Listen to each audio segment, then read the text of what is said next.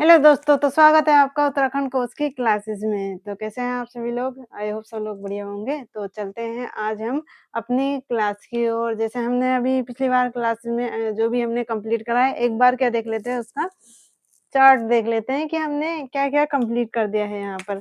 तो यहाँ पर जो था हमारा उत्तराखंड का क्या चल रहा था, इतिहास चल रहा था। उत्तराखंड के इतिहास में हमने इतिहास को पढ़ा तो 3 काल होते हैं, उत्तराखंड के इतिहास के 3 काल होते हैं। तो यहाँ आपका क्या था उत्तराखंड का जो ऐतिहासिक प्रागैतिहासिक काल होता है, प्रागैतिहासिक काल के बारे में हमने पढ़ चुके हैं मतलब प्रागैतिहासिक। तो उत्तराखंड हो या फिर भारत का इतिहास हो, तो 3 काल होते हैं, प्रागैतिहासिक काल और दूसरा जो काल था वो था आद्य ऐतिहासिक काल, ऐतिहासिक काल और जो तीसरा आता है ये आ जाता है ऐतिहासिक काल। ऐतिहासिक काल, ये देखना बहुत ज़रूरी है। तो प्रागैतिहासिक काल में लिखित साक्ष्य उपलब्ध नहीं थे। लिखित साक्ष्य उपलब्ध नहीं है। यहाँ पे लिखित उपलब्ध है, लिखित साक्ष्य उपलब्ध है, यानी कि लिखित साक्ष्य साक्ष्य उपलब्ध साक्ष्य उपलब्ध साइन बनाई थी मैं यहाँ पे लिखित साक्ष्य उपलब्ध होते थे। इसमें क्या आ जाते हैं, इसमें आ जाते हैं राजवंश यानी कि इसमें जो आता है ये संपूर्ण इतिहास इसके अंदर आता है ज़्यादातर। तो हम इसको हमने कंप्लीट कर दिया है। उत्तराखंड के इतिहास में लिखित साक्ष्य उपलब्ध नहीं थे। यहाँ पे आपकी लाखोटिया जो भी गुफाएँ थी वो आ गए थे, शैल चित्र थे वो आ गए थे, अभिलेख शिलालेख आ गए थे इसके अंतर्गत। दूसरे आप जो लिखित शास्त्र उपलब्ध थे, यहाँ पर आप कहते हैं वेद, पुराण जो भी पुस्तकें होती हैं या फिर जो भी ग्रंथ होते हैं, वो किसके अंतर्गत आते हैं? इसके अंतर्गत आते हैं आद्य ऐतिहासिक काल के। ऐतिहासिक काल में हमारे क्या चलते हैं? राजवंश चलते हैं, यानी कि जो भी घटना हुई है यहाँ पर, क्या घटना हुई है? तो इसके बारे में पता चलता है कि यहाँ से जो ऐतिहासिक काल होता है, ये आपका स्टार्ट होता है कुरिंद राजवंश से यानी कि ये आपका हो जाता है लगभग 200 ईसा पूर्व से पहले का। तो 2 ईसा पूर्व से पहले जो आ जाता है, ये वाला काल स्टार्ट होता है और इसमें कुरिंद राजवंश सबसे पुराना जो होता है, कुरिंद राजवंश के बारे में पता चलता है। इसका जो टाइम पीरियड था 300 ईस्वी पूर्व, यहाँ पर ईस्वी पूर्व से हमने जो कुरिंद राजवंश का जो हम यहाँ पे पढ़ रहे थे, मतलब लास्ट क्योंकि इसमें कुरिंद भी 3 प्रकार के कुरिंद थे। पहले वा फ जो आते थे प्रारंभिक कुरिंद, मध्यवर्ती कुरिंद और प्राचीन कुरिंद। ये जो आपके जो कुरिंद थे आधुनिक काल के जो कुरिंद थे, तो हम ये वाला पढ़ते थे यहाँ पर 200 ईस्वी तक 200 ईस्वी तक क्योंकि हमें क्या है उत्तराखंड के इतिहास से मतलब तो ये वाले कुरिंद जो आते हैं इसके अंदर आते हैं। तो ये हमारा अब एक बार देख लेते हैं कि हमने ऐतिहासिक काल में क्या-क्या पढ़ लिया है। तो ऐतिहासिक काल में मैं आपको यहाँ पे फटाफट दिखाती हूँ एक बार और फिर करते हैं आगे क्लास स्टार्टिंग।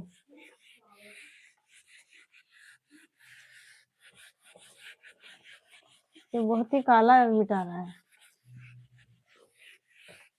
ये भी नया लेना पड़ेगा। तो यहाँ पर हमारा जो चल रहा था ऐतिहासिक काल, ऐतिहासिक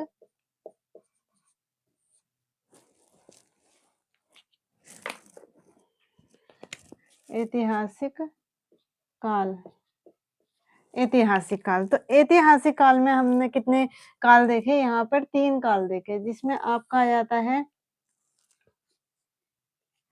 यहाँ आ जाता है आपका प्राचीन प्राचीन काल यानी कि प्राचीन ऐतिहासिक काल शॉर्ट में लिख रही हूँ, फटाफट लिख रही हूँ यहाँ पर और यहाँ पे आ जाएगा मध्यवर्ती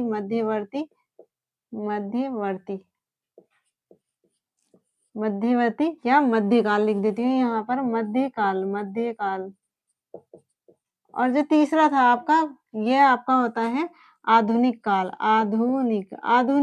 में आपका क्या आ जाता है ब्रिटिश कालीन आता है, स्वतंत्रता संग्राम आ जाते हैं। तो आधुनिक काल जो होगा अब तक चल रहा है। तो ये प्राचीन काल में हमने क्या-क्या पढ़ा है? तो प्राचीन काल में हमने पढ़ चुके हैं यहाँ पर कुरिंद वंश सबसे पहले हमने पढ़ा कुरिंद वंश के बारे में। कुरिंद वंश के कुछ क्षेत्र थे तो उनमें आ जाते हैं आपके शक आ जाते हैं, कुषाण आ जाते हैं, योद्धे आ जाते हैं, योद्धे। योद्धे हम कंप्लीट कर चुके हैं।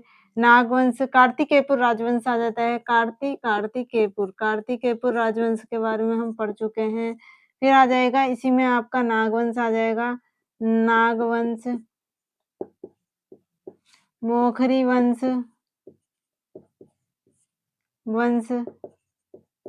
और यहाँ लिख देती हूँ मैं, इसमें वर्धन वंश आ गया था, वर्धन वंश। तो ये जो थे मेन हमने इसमें क्या करे थे, यहाँ पढ़ चुके थे। तो इसके बाद क्या आ जाता है, यहीं पर आपका आता है कत्यूरी राजवंश। जो कार्तिकेयपुर राजवंश का जो उदय हुआ था यहाँ पर, तो उसमें आ जाता है कत्यूरी राजवंश। कत्यूरी या कार्तिकेयपुर या कत्यूरी में फटाफट लिख रही हूँ। तो यहाँ पे अब आ जाता है मध्यकाल। तो मध्यकाल में 2 राजवंश चलते हैं। यहाँ पे आ जाता है चंदवंश। कुमाऊं क्षेत्र में होगा चंदवंश। ये चलते हैं एक ही टाइम पीरियड में। और दूसरा जो होता है पवार वंश। तो पवार वंश। अब जो हमारा स्टार्टिंग होगा यहाँ पर, तो ये 2 जो मध्यकाल के अंतर्गत आ गए थे, वो थे मध्यकाल में चंदवंश और पवार वंश। ये हमारा अभी जो था कंप्लीट हो चुका है। तो अब हम कहाँ जा रहे हैं, यहाँ की ओर। तो आधुनिक काल में हमारा क्या आ जाता है, गोरखा शासन आ जाता है, गोरखा शासन। और यहाँ पर आपका ब्रिटिश शासन आ जाएगा, ब्रिटिश शासन। और यहाँ पे स्वतंत्रता संग्राम। तो यहाँ पर हम आगे पढ़ेंगे बाद में संग्राम। तो ये हम पढ़ेंगे बाद में। और आज का हमारा जो टॉपिक है गोरखा शासन से है। तो हमारा जो आज का टॉपिक होगा वो क्या होगा, गोरखा शासन। तो गोरखा काल को हम स्टार्ट करते हैं। तो इतना हम कवर कर चुके हैं, गोरखा काल में हम पहुंच चुके हैं। तो फटाफट चलते हैं अपने टॉपिक की ओर। तो ये हमारा आधुनिक काल आज क्या है, स्टार्ट हो गया है। तो हमारा कौन सा काल चल रहा है ये, अब हमारा ऐतिहासिक काल का जो था आधुनिक काल चल रहा है, मध्यकाल कंप्लीट हो चुका है।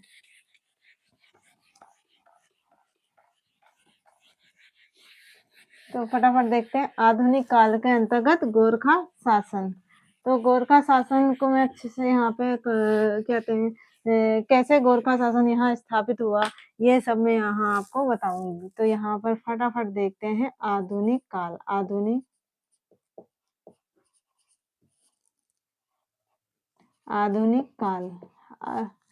आधुनिक काल के अंतर्गत क्या है, आज जो है आपका वो है गोरखा शासन।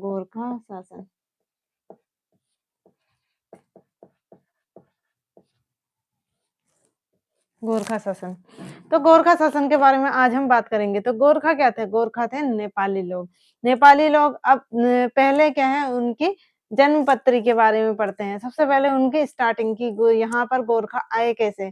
तो हम स्टार्ट करेंगे कुमाऊं से, क्योंकि कुमाऊं में क्या हुआ था, गोरखा शासन पहले स्थापित हुआ था। गढ़वाल क्षेत्र में गोरखा शासन बाद में स्थापित हुआ था। कुछ कारणों से वहां गोरखा शासन बाद में स्थापित हुआ, क्योंकि वहां पे टाल दिया गया था प्रद्युमन शाह के द्वारा। मैंने लास्ट क्लास में आपको प्रद्युमन शाह और वहां पर महेंद्र चंद के बारे में भी बता चुकी हूँ। तो यहाँ पर आज जो शासन है वो है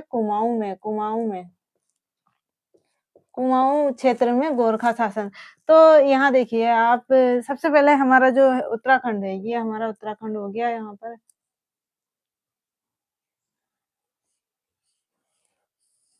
ये हो गया हमारा कुमाऊं वाला क्षेत्र। ये थोड़ा सा हो गया होगा यहाँ पर, ये हमारा बागेश्वर और ये अल्मोड़ा, ये हो गया।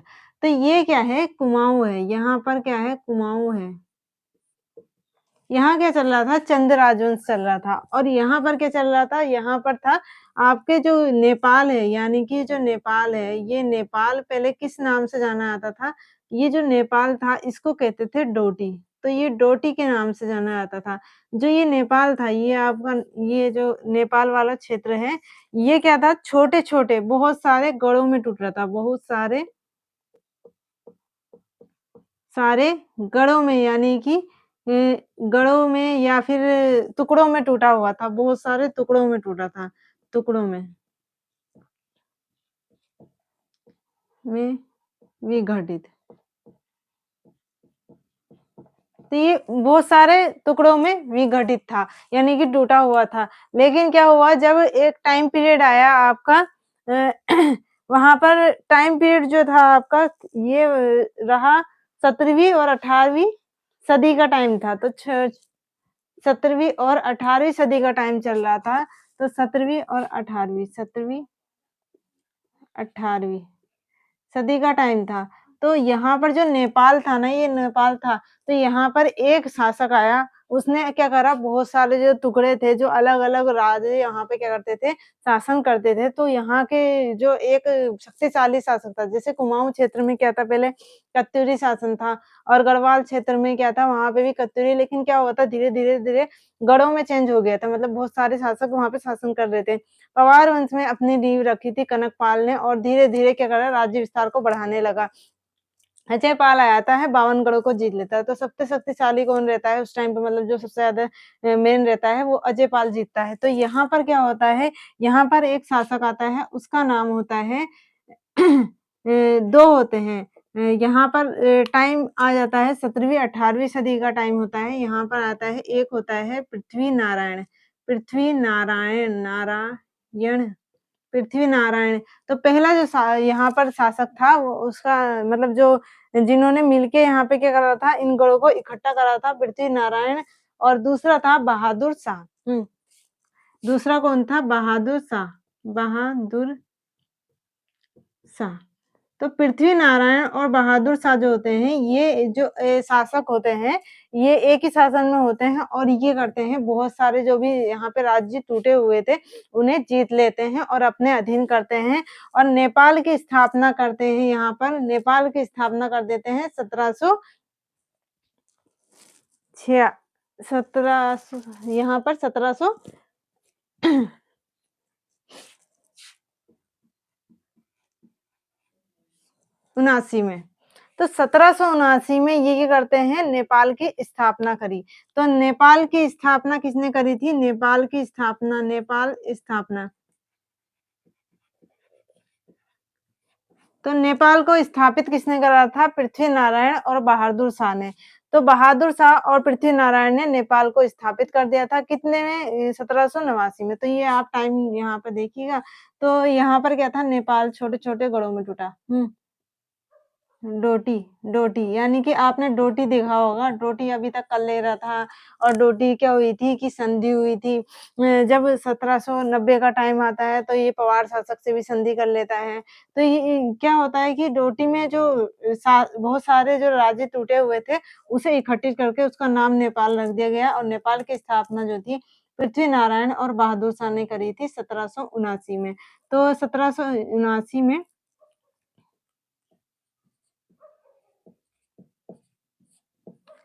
संगठित कह सकते हैं या जीत लिए। तो ये जीते थे किसने? पृथ्वी नारायण व बहादुर शाह। तो नेपाल का जो शासक बना था वो था बहादुर शाह। तो नेपाल का फर्स्ट शासक मतलब जो नेपाल का शासक बना, पूरे नेपाल का शासक, तो वो बना था बहादुर शाह। स्थापना नेपाल।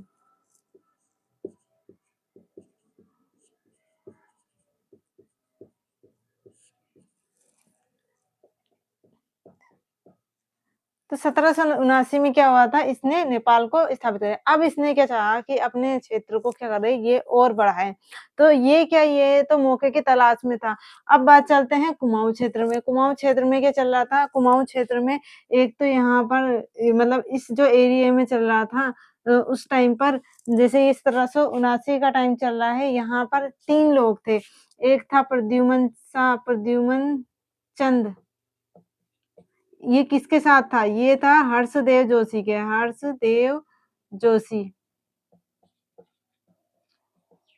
ये हर्षदेव जोशी के उसमें कौन है? प्रद्युमन चंद है और यहाँ पर दूसरा जो है वो कौन है? मोहनचंद है, मोहनचंद।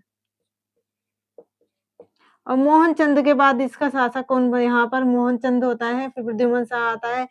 प्रद्युमन चंद बैठता है, मोहनचंद बैठता है, मैंने आपको जो क्लास में बताया था मोहनचंद गद्दी पे बैठा, फिर प्रद्युमन चंद को कौन लेकर आया था, हर्षदेव जोशी ले आया था। फिर हर्षदेव जोशी के बाद कौन आता है, मोहनचंद आता है, मोहनचंद को फिर से भगा देता है कौन, हर्षदेव जोशी, और तो कुछ टाइम तक वहाँ शासन को देखता है लेकिन गद्दी पे नहीं बैठता है।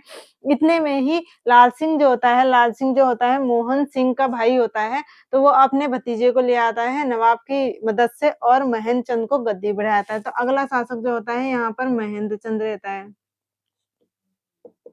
महनचंद देता है। लेकिन अभी-अभी हर्षदेव जोशी है, हर्षदेव जोशी जो होता है अभी भी यहाँ पर है। तो हर्षदेव जोशी क्या करता है, नेपाल के शासक के पास जाता है, नेपाल के शासक के पास जाता है। यहाँ पर क्या चल रहे थे, गृह युद्ध चल रहे थे क्योंकि ये आपस में लड़ रहे थे। गढ़वाल क्षेत्र में आपस में लड़ाई चल रही है, वहाँ पे पराक्रम शाह है और प्रद्युमन चंद है, तो उनका आपस में चल रहा है मतलब। तो ये जो युद्ध है, पाली छकाता वाले युद्ध जो ज़्यादा चल रहे थे, उसे पाली गाँव वाला युद्ध कहते हैं।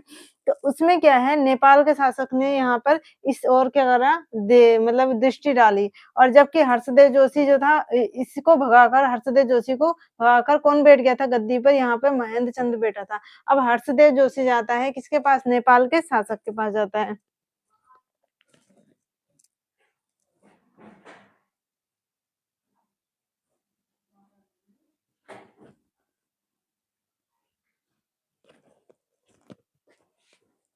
हुँ।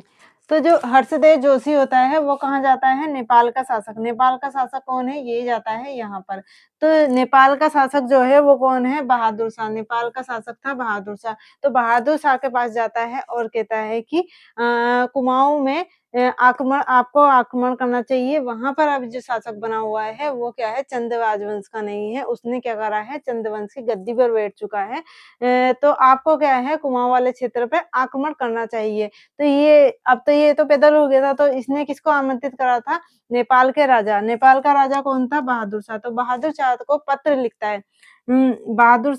बहादुर शाह को कहता जाता है और बहादुर शाह इसे बदले में क्या कहता है, एक पत्र लिखता है। उसमें ये क्या कहता है, हर्षदेव जोशी उसे कहता है कि हम क्या करेंगे, नेपाल पर आक्रमण करेंगे और वहाँ पर आपको राज्य अधिकारी बना देंगे। मतलब उस राज्य का अधिकारी किसे बना देंगे? हर्षदेव जोशी को बना देते हैं। बनाने की बात करता है, कौन करता है? बहादुर शाह करता है।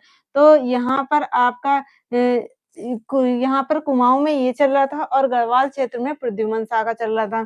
जब इसने नेपाल का जो शासक था बहादुर शाह, इसने सोचा हम कुमाऊँ के चंद वंश पे तो हम आक्रमण कर ही रहे हैं, साथ-साथ हम कहाँ कर लें, हम गढ़वाल क्षेत्र में भी कर लें। तो ये इसी समय क्या होता है, यहाँ पर जो चलता है गढ़वाल वाला क्षेत्र होता है, यहाँ पर कौन-कौन होता है? यहाँ तो होता है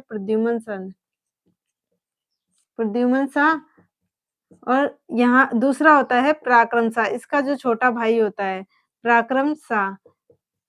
तो इनके बीच भी क्या चल रहा था? गृह युद्ध चल रहा था। इनके बीच भी शासन के लिए क्या चल रहा था? गृह युद्ध चल रहा था। ये यहाँ पर पहले प्रद्युमन चंद को बैठाया था, लेकिन अब हर्षदेव जोशी रह गया था क्योंकि प्रद्युमन चंद कहाँ पहुँच गया था? प्रद्युमन शाह बन चुका था। तो ये अकेला था, ये गया डोटी के नेपाल के शासक के पास। तो इसने इसे कहा और इसने इसको पत्र लिखा कि हम आपको राज्य अधिकारी क्या बना लेंगे? राज्य अधिकारी बना देंगे, राज्य अधिकारी। बना देंगे। तो इसने इसको पत्र लिखा, अब क्या होता है, ये जो नेपाल के लोग होते हैं, यही कहलाते हैं नेपाली लोग क्या कहलाए थे? गोरखा कहलाए थे। नेपाली लोग क्या कहलाए? ये नेपाली जो लोग थे, इन्हें ही कहा गया गोरखा, गोरखा। तो गोरखा शासन यानी कि नेपाली शासन था। तो इन्होंने क्या है 1790 का टाइम आता है, 1790 का टाइम आता है। तो यहाँ पर ये कुमाऊँ में भी आक्रमण करते हैं, कुमाऊँ में भी आक्रमण करते हैं और प्लस गढ़वाल क्षेत्र में भी आक्रमण करते हैं। अभी मैं आपको कुमाऊँ क्षेत्र का बता रही हूँ, तो कुमाऊँ क्षेत्र में आक्रमण करते हैं। तो कुमाऊँ क्षेत्र में कौन-कौन आक्रमण करते हैं? तो यहाँ पर जो आक्रमण हुआ था 1790 में, ये हुआ था, शासक कौन था? शासक था यहाँ पर बहादुर शाह, बहादुर शाह, बहादुर शाह, बहादुर शाह। तो बहादुर शाह शासक था और किसको भेजा इसने आक्रमण करने के लिए? बहादुर शाह शासक था और आक्रमण करने के लिए किसको भेजा था? 3 लोग थे यहाँ पर था, एक था जगद काजी जगजीत पांडे, हर्षदेव जोशी काजी जगजीत पांडे, अमर सिंह थापा और सुब्बा जोगमल। काजी जगजीत पांडे, काजी जगजीत पांडे। जब नेपाल में शासन चल रहा था ना, तो वहाँ पे क्या होते थे, जो अपने नीचे रखता है ना, वहाँ पे सुब्बा सूबेदार रखे जाते थे। तो यहाँ पर एक सुब्बा जो बना था, उसका नाम क्या था? जोगमल। सुब्बा सुब्बा जोग नारायण नारायण नारायण मल्ल। मल्ल क्या होती है? पीछे से इनके लगती है, इससे सा लगती है ना, ऐसी। और एक यहाँ पर एक और था, अमर सिंह थापा, अमर सिंह थापा, अमर सिंह थापा। इन लोगों को कहाँ भेजा? कुमाऊं में आक्रमण करने के लिए। किसने भेजा था? शासक। शासक कौन था यहाँ पर? शासक था बहादुर शाह। तो ये नेपाल का शासक है बहादुर शाह। तो इसने भेजा था अमर सिंह थापा को, काजी जगजीत पांडे को और सुब्बा जोगमल। अभी क्या है, यहाँ पर महेंद्र चंद का शासन चल रहा है। तो महेंद्र चंद जो होता है वो कहाँ होता है? महेंद्र चंद मंगाड़ी वाले क्षेत्र में कौन होता है? महेंद्र चंद होता है। और आपका तराई वाले क्षेत्र में होता है, इस महेंद्र चंद का चाचा होता है। महेंद्र चंद का चाचा का नाम क्या था? लाल सिंह, लाल सिंह। लाल सिंह। तो महेंद्र चंद का जो चाचा था, मोहन चंद का क्या था? ये भाई था। इसका भाई था और इसका चाचा हो गया ना, क्योंकि इसका बेटा था। तो लाल सिंह जो होता है तराई वाले क्षेत्र से लड़ता है। तो तराई वाले क्षेत्र से जो लड़ता है उसका नाम क्या था? लाल सिंह, लाल सिंह। लाल सिंह ये कहाँ से लड़ा? तराई वाले क्षेत्र से लड़ा। और जबकि महेंद्र चंद जो लड़ा था, इसने इसने भी यहाँ पे से एक दो गए होंगे, वो यहाँ कहाँ गए होंगे? तराई वाले क्षेत्र में लड़ने के लिए नेतृत्व संभाला होगा। और एक दो कहाँ गए होंगे? ये दूसरा जो था महेंद्र चंद के साइड। तो महेंद्र चंद, महेंद्र चंद। तो महेंद्र चंद जो है वो लड़ा था आपका गंगोली से लड़ा था। ये लड़ा था गंगोली वाले क्षेत्र में। तो इन्होंने क्या करा कि एक सेना को भेज दिया तराई वाले क्षेत्र में और एक सेना को भेज दिया गंगोली वाले क्षेत्र में। तो गंगोली से लड़ा था महेंद्रचंद और लाल सिंह लड़ा था तराई वाले क्षेत्र से। तो गंगोली से लड़ता है, ये विजयी हो जाता है। और ये जो गोरखा होते हैं, ये क्या हो जाते हैं? ये पराजित, गोरखा पराजित। गोरखा पराजित हो जाते हैं, पराजित। गोरखा पराजित हो जाते हैं। और ये क्या हो जाता है? ये हार जाता है। तो यहाँ पे क्या होते हैं? गोरखा विजयी हो जाते हैं, गोरखा विजयी। तो यहाँ पे गोरखा विजयी हो गए और यहाँ पे गोरखा पराजित हो गए।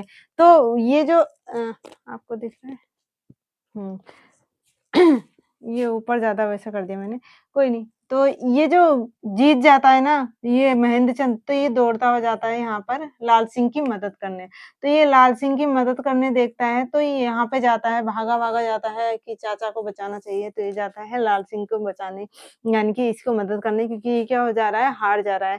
तो ये कहाँ जाता है? ये भाग कर चला जाता है, कहाँ पर?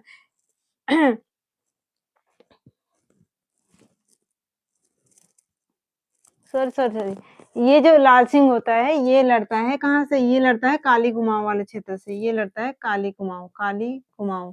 तो ये चंपावत के क्षेत्र से लड़ रहा है, काली कुमाऊँ।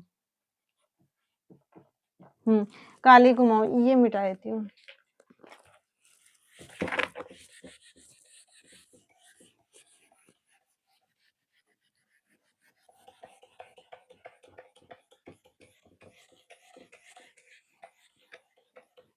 क्योंकि तराई में तो नवाब जो था, नवाब का अधिकार हो गया था वहाँ पर तराई वाले क्षेत्र पे। तो यहाँ पर जो होता है काली कुमाऊँ, तो एक बार बना देती हूँ मैं, यहाँ पर लिख देती हूँ।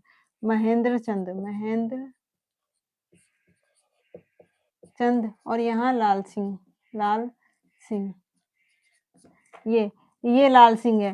तो ये लड़ रहा है आपका, कहाँ से लड़ रहा था? ये लड़ रहा था गंगोली से और ये काली कुमाऊँ से, काली कुमाऊँ है। और ये कहाँ से? गंगोली से, क्षेत्र से, गंगोली से। तो ये जब ये लड़ रहा है, तो ये क्या हो गया? विजयी हो गया। और ये हार रहा था, तो ये भागता-भागता कहाँ चला गया? ये चला गया तराई। तराई की ओर भाग गया कौन? लाल सिंह, क्योंकि ये क्या हो गया था? पराजित हो गया था। अब ये आता है इसकी मदद करने, तो ये मदद करने आता है, इसको क्या मिलता है कि ये भागा हुआ मिलता है, तो फिर इसे भी क्या होता है अपने ऊपर खतरा मंडराता हुआ दिखता है। तो ये भी कहाँ पहुँच जाता है? ये महेंद्र चंद भी कहाँ पहुँच जाता है? तराई की ओर भाग जाता है। तो तराई की ओर दोनों ने शरण ले ली थी, कौन था? महेंद्र चंद और लाल सिंह ने। और बचा यहाँ पर आपका जो कुमाऊँ वाला क्षेत्र था, तो यहाँ कुमाऊँ वाले क्षेत्र में कौन आ जाते हैं?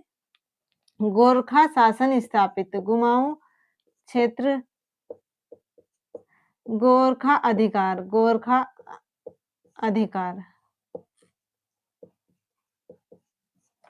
तो यहाँ पर जो था कुमाऊँ में गोरखा अधिकार स्थापित हो जाता है।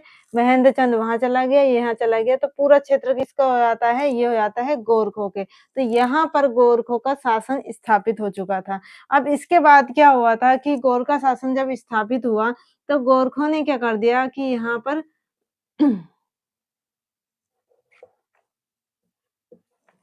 अब गोरखों को लाने की ज़रूरत क्यों पड़ी? क्योंकि इसका जो पिता था महेंद्र चंद का पिता मोहन चंद, उसने क्या कर दिया था जब युद्ध चल रहे थे, बहुत सारे युद्ध चल रहे थे, तो उसने एक कर लगा दिया था, उसका नाम क्या था? मांगा कर। तो मांगा कर किसने लगाया था? मोहन चंद ने लगाया था। तो पूछ सकता है कि मांगा कर किसने लगाया था? मांगा कर जो लगाया था, मांगा कर, वो मांगा कर लगाया था मोहन चंद ने। तो मोहनचंद ने मांगा कर लगा दिया था, जिससे क्या हुआ था कि जनता में असंतोष हो गया था। इसने जोशियों को भी वो करने लग गया था। तो जनता के बाद इसके बाद आता है यहाँ पे हर्षदेव जोशी होता है, जो हर्षदेव जोशी वो किसे लाता है? गोरखों को लाता है। गोरखों की ये लड़ाई होती है, लड़ाई के बाद ये तराई में भाग जाता है और यहाँ पे गोरखा शासन स्थापित हो जाता है। तो यहाँ आ चुका है कुमाऊँ क्षेत्र में गोरखा शासन। मैंने आपको बता दिया मेन क्या पूछा जाता है, उस समय शासक कौन था? ये था बहादुर शाह शासक था, अमर सिंह थापा, काजी जगजोत पांडे और सुब्बा जोग नारायण मल्ल। ये क्या थे? गोरखे थे जिन्होंने क्या करा था युद्ध में भाग लिया था, मतलब यहाँ पे शासन को स्थापित करने नेतृत्व संभाला था इन्होंने। नेतृत्व तो नेतृत्व किस किसका था? अमर सिंह थापा, काजी जगजोत पांडे, सुब्बा जोग नारायण मल्ल।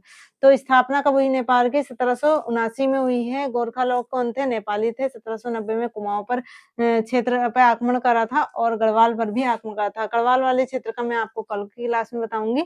तो ये हो गया हमारे कुमाऊँ क्षेत्र में गोरखा शासन स्थापित। अब कल जो पढ़ेंगे हम उसमें पढ़ेंगे गढ़वाल क्षेत्र में गोरखों ने शासन मतलब क्या आता है आक्रमण किस तरीके से करा था। वैसे मैं बता चुकी हूँ और फिर उससे आगे क्या करेंगे उत्तराखंड में संपूर्ण उत्तराखंड में गोरखा शासन किस तरह से चला था, क्या-क्या यहाँ पे नीति रही, किस तरीके से यहाँ पे किस शासक ने क्या-क्या कर लागू करे थे, तो वो हम पढ़ेंगे उससे अगली क्लास में। तो तब तक के लिए जय हिंद, जय भारत और फिर बढ़ते रहिए और फिर हम इसके बाद जो पढ़ेंगे उसके बाद हमारा जो आएगा ब्रिटिश शासन आएगा। तो देखते हैं आप जैसा आपको क्लास लगे और कमेंट सेक्शन में बता सकते हैं। बाकी कुछ छूट जाता है तो वैसे मैंने आपको यहाँ पर बता दिया है कि किस तरीके की यहाँ कहानी रही थी। तो इसका स्क्रीनशॉट ले लेना आप। हाँ, तब तक के लिए जय हिंद, जय भारत।